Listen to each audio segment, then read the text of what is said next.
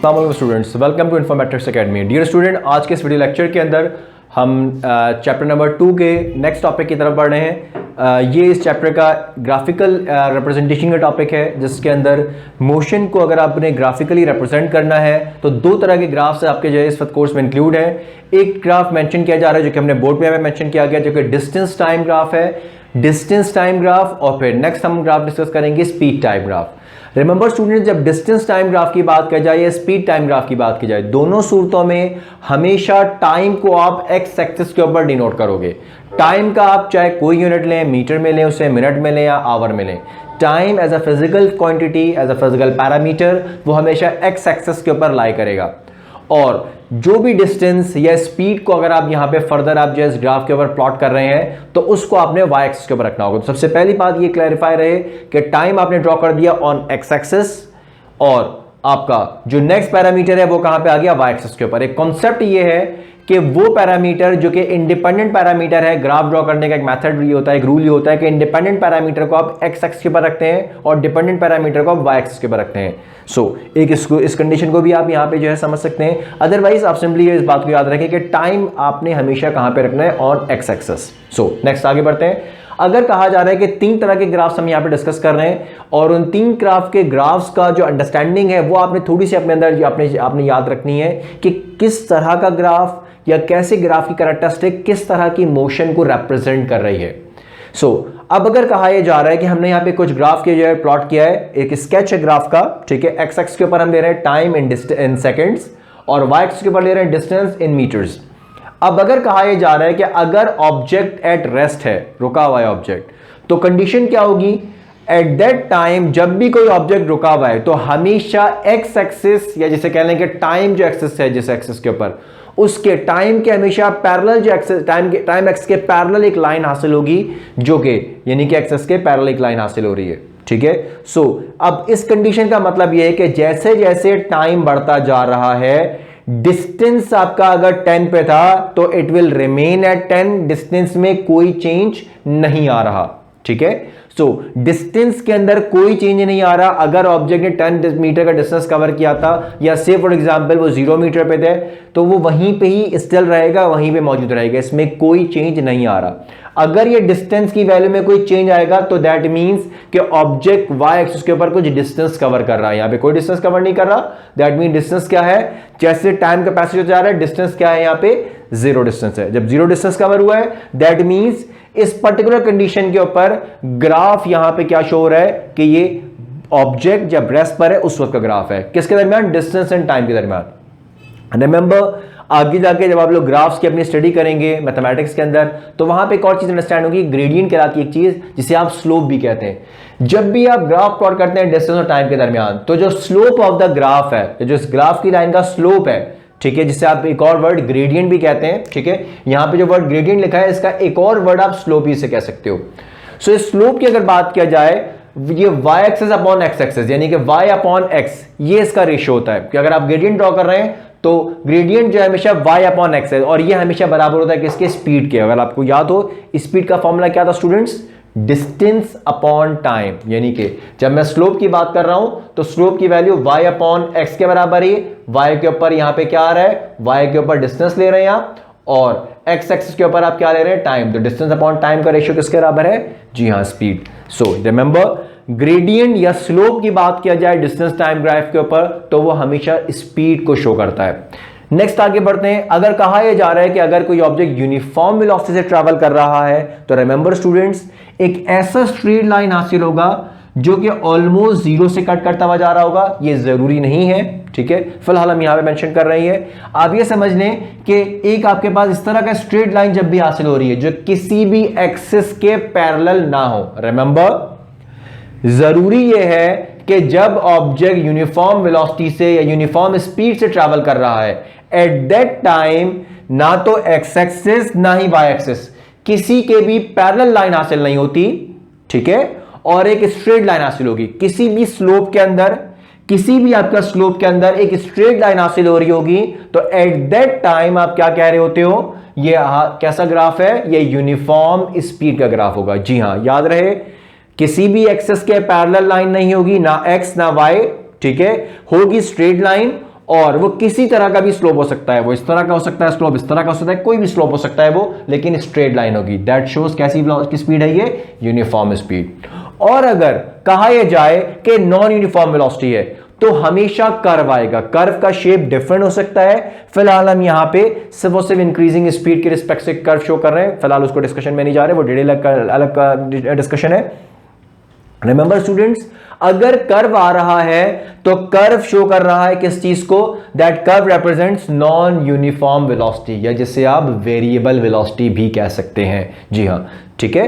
So variable velocity यहां पे exactly बहुत बेहतर वर्ड नहीं है ऐसे कहना, लेकिन you can say it as an uniform velocity, ठीक है। सो नॉन यूनिफॉर्म वेलोसिटी है जहां पे ग्राफ जो है वो कैसा हासिल हो रहा है, कर्व हासिल हो रहा है। सो तीन तरह के ग्राफ हमने डिस्कस किए हैं, जब ऑब्जेक्ट रेस्ट पर है, जब ऑब्जेक्ट यूनिफॉर्म स्पीड से मूव कर रहा है, और जब उसकी वेलोसिटी क्या है, नॉन यूनिफॉर्म, या in other words it can be, you can say it also as variable speed. So ये कुछ हमने ग्राफ डिस्कस किए। नेक्स्ट हमारा टॉपिक है स्पीड टाइम ग्राफ का, जो कि आगे नेक्स्ट कंटिन्यू करते हैं। जी स्टूडेंट्स, नेक्स्ट स्टार्ट कर रहे हैं स्पीड टाइम ग्राफ। जब स्पीड टाइम ग्राफ की बात की जाए तो ये बात याद रहे स्टूडेंट्स, स्पीड टाइम ग्राफ के ऊपर भी वही कंडीशन रहेगी कि टाइम को हम लेंगे कहां पे, एक्स एक्सिस के ऊपर, और वाई एक्सिस के ऊपर लिया जा रहा है स्पीड। अब अगर कहा यह जाए कि टाइम और एक्स एक्सिस के ऊपर आपने जो है लेते हुए, और वाई को स्पीड को वाई एक्सिस के ऊपर लेते हुए कंडीशन ली, तो हम यहां पे जो ग्राफ ड्रॉ कर रहे हैं उसमें स्पीड के लिए यूनिट मीटर पर सेकंड या मीटर इंटू सेकंड इनवर्स वो लिया जा रहा है, जबकि टाइम का यूनिट क्या आ जाएगा, सेकंड। एंड रिमेंबर स्टूडेंट्स, जब भी ग्रेडियंट लिया जा रहा है, यानी कि स्लोप लिया जा रहा है किसका, स्पीड टाइम ग्राफ का, एट दैट टाइम ये जो आपके पास ग्रेडियंट है इसको नाम दिया जाता है एज एक्सेलरेशन। क्यों? क्योंकि स्पीड अपॉन टाइम यानी कि y अपॉन एक्स का जो रेशियो है वो किसके बराबर होता है, जी हाँ, एक्सेलरेशन के।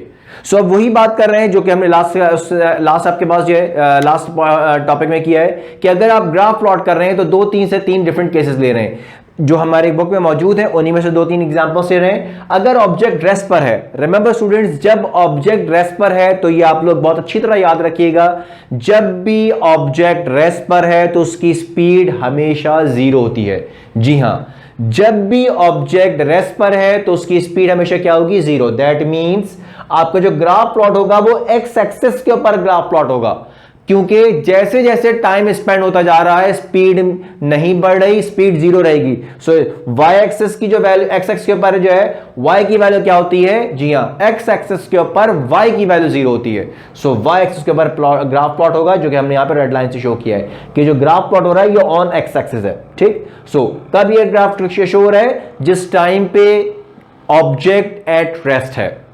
अब अगर कहा यह जाए कि ये ऑब्जेक्ट यूनिफॉर्म स्पीड से ट्रैवल कर रहा है, एंड रिमेंबर जब हम बात कर रहे हैं कि ऑब्जेक्ट यूनिफॉर्म स्पीड से ट्रैवल कर रहा है, दैट मींस इस जगह पे जो एक्सेलरेशन होगा उसका वो क्या होगा, 0। बिकॉज यूनिफॉर्म स्पीड का स्टूडेंट्स मतलब ये है कि स्पीड में कोई चेंज नहीं आ रहा।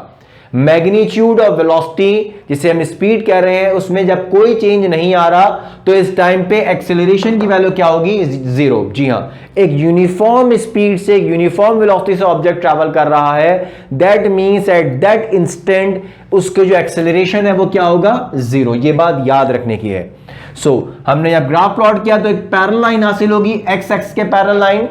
एंड रिमेंबर स्टूडेंट्स, जब भी हम स्पीड टाइम ग्राफ प्लॉट कर रहे होते हैं तो स्पीड टाइम ग्राफ का एक और जो इंपॉर्टेंट फैक्टर है वो ये कि अगर आप एरिया अंडर द कर्व लें, यानी कि मैं अगर इस जगह पे इस पॉइंट के ऊपर area under the curve draw करूं तो ये एरिया अंडर द कर्व ये डिस्टेंस को रिप्रेजेंट कर रहा है, ठीक है। So area under the curve shows distance. ये याद रहे, अगर आपने एरिया अंडर द कर्व ले रहे हैं, यानी कि अगर आप इस तरह के ग्राफ के ऊपर अगर आप ग्राफ प्लॉट करते हुए टाइम और स्पीड इन दोनों को आपस में मल्टीप्लाई करें, यानी कि अगर आप इस रेक्टेंगुलर फॉर्म में लेते हुए आप क्या करें, लेंथ इनटू ब्रेड वाली कंडीशन सॉल्व करें, जो लेंथ और ब्रेड है उनको आपस में मल्टीप्लाई कर लें तो डिस्टेंस की फॉर्मूला के पास आ जाएगी कंडीशन, क्योंकि डिस्टेंस का बेसिक फॉर्मूला क्या होता है कि अगर डिस्टेंस के फॉर्मूला की बात किया जाए तो डिस्टेंस की वैल्यू बराबर होती है किसके, स्पीड मल्टीप्लाई बाय टाइम। जी हां स्टूडेंट्स, सो इस बेसिक कॉन्सेप्ट के ऊपर यहां पे रख रहे हैं कि जब भी हम बात कर रहे हैं डिस्टेंस की तो यहां पे डिस्टेंस कैसे हासिल होता है, आप सिर्फ और सिर्फ स्पीड टाइम ग्राफ के अंदर एरिया अंडर द कर्व हासिल कर लें, ठीक है। सो इस एरिया अंडर द कर्व को जो हासिल करना है ये किसके बराबर होता है, ये बराबर है किसके, स्पीड के। और इस पर्टिकुलर कंडीशन में जो सेकंड हमारा केस है, इसमें ऑब्जेक्ट का एक्सेलरेशन क्या है, 0। अब अगर कहा यह जा रहा है नेक्स्ट केस हमारा जिसमें स्पीड इंक्रीज हो रही है, इंक्रीजिंग स्पीड का मतलब यह है कि ऑब्जेक्ट की वेलोसिटी या स्पीड में आहिस्ता आहिस्ता इजाफा हो रहा है। एट दैट टाइम हमेशा याद रहे स्टूडेंट्स, आपका जो ग्रेडियंट है, जो आपका स्लोप है, वो हमेशा पॉजिटिव होगा। हमेशा पॉजिटिव स्लोप शो करने का मतलब ही यह है कि पॉजिटिव स्लोप के लिए कर्व जो हासिल होगा कुछ इस तरह का होगा, ना तो एक्स एक्सिस के पैरेलल लाइन है ना वाई एक्सिस के पैरेलल लाइन है।